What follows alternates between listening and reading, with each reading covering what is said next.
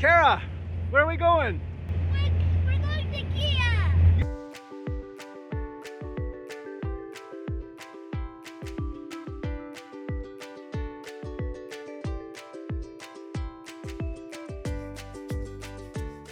We had a free Saturday and wanted to go explore, or at least Aaron and I did. The girls were less enthusiastic. We decided to take our first ferry trip since arriving in Scotland and go check out the Isle of Gigha. The ferry to Gigha departs from Tynelone, about 35 minutes from our cottage. As we arrived at the terminal and queued up for loading, we pulled in next to a trailer full of fellow passengers bound for the island. Guys, look, all of these cows. There's one at the bottom too, right there. Big Jeffrey's Field. Cows. Mom, look at all that poo on their butts. Gross, that's not bad. Mom, look at this one.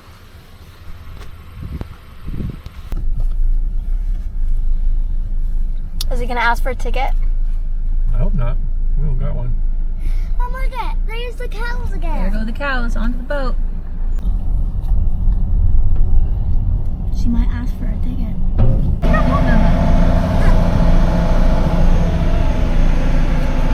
I had identified a few places of interest for us to check out on Gigha. For Aaron and I, a very old church and a couple of standing stones. For the girls, the Wee Isle Dairy, which is supposed to make great ice cream, and a beach. Almost there.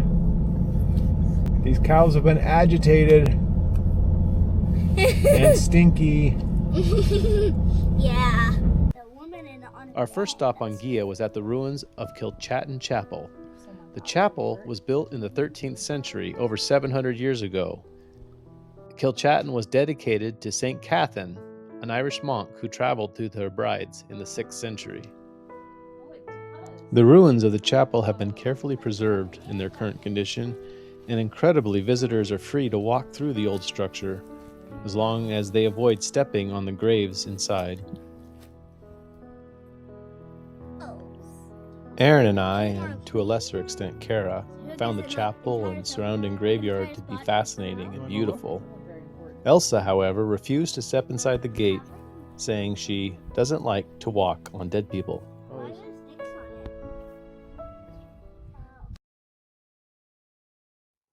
Our next stop was at the very close by Owam Stone, but first Kara had to figure out how to get through this livestock gate. The other side, there you go.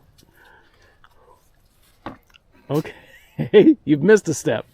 Cows not smarter than this? A cow could never fit through there, that's the idea. Come on through.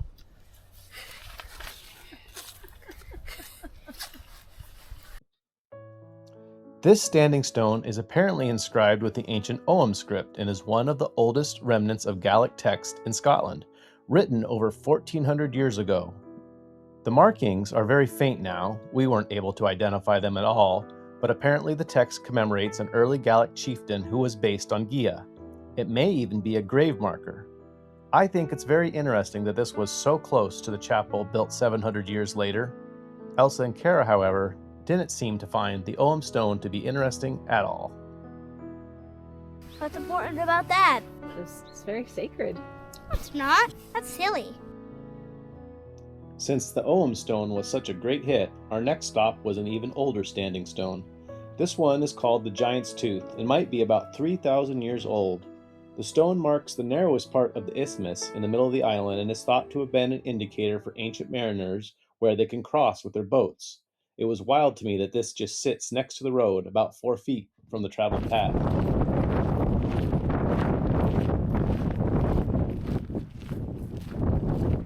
After our stops at historical points of interest weren't met with much enthusiasm by the kids, we made the devastating discovery that the Wee Isle Dairy was not even open. In a final attempt to save our outing, we headed north to Twin Beaches. However, the weather outside wasn't great, so it took some cajoling to convince the girls to make a short hike to the beach. Guys, today we're going to the beach today. Okay, bye.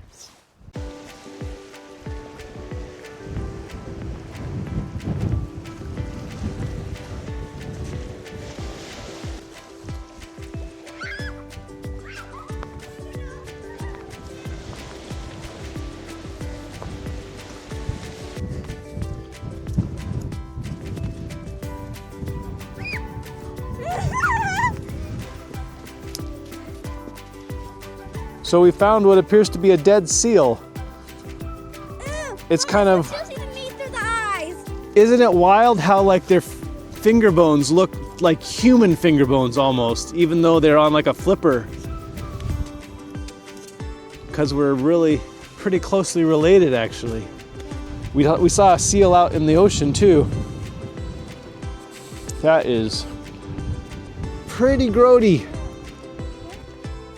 Walking back to the car from Twin Beaches now. Mood has slightly elevated. Kara's very happy from the beach, although also got her feet soaking wet.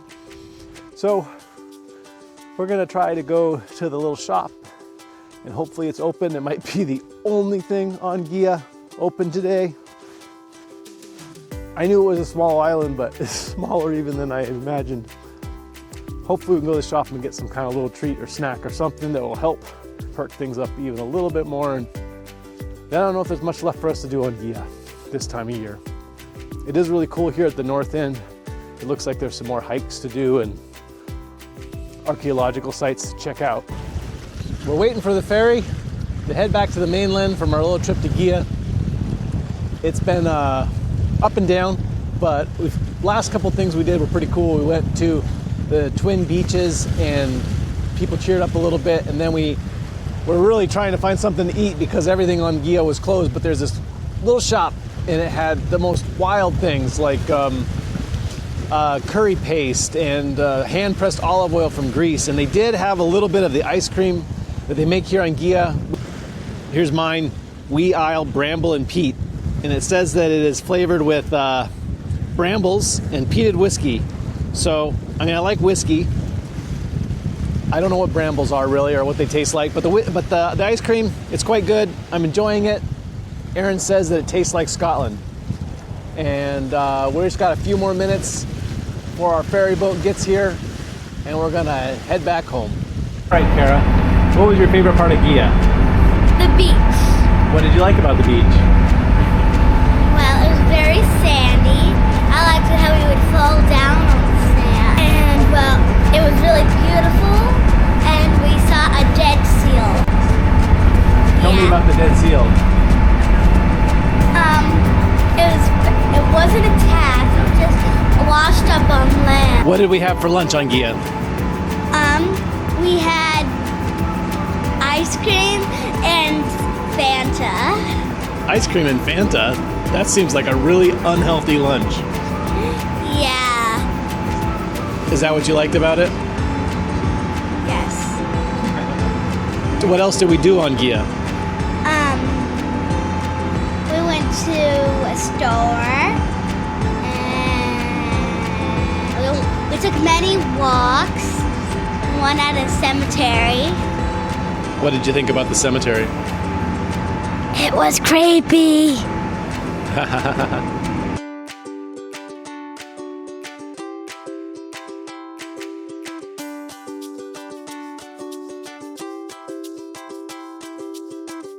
A few moments later.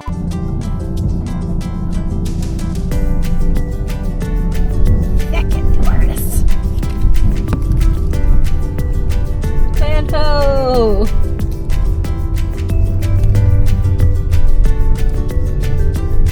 Oh, we made it. Our Gigha adventure.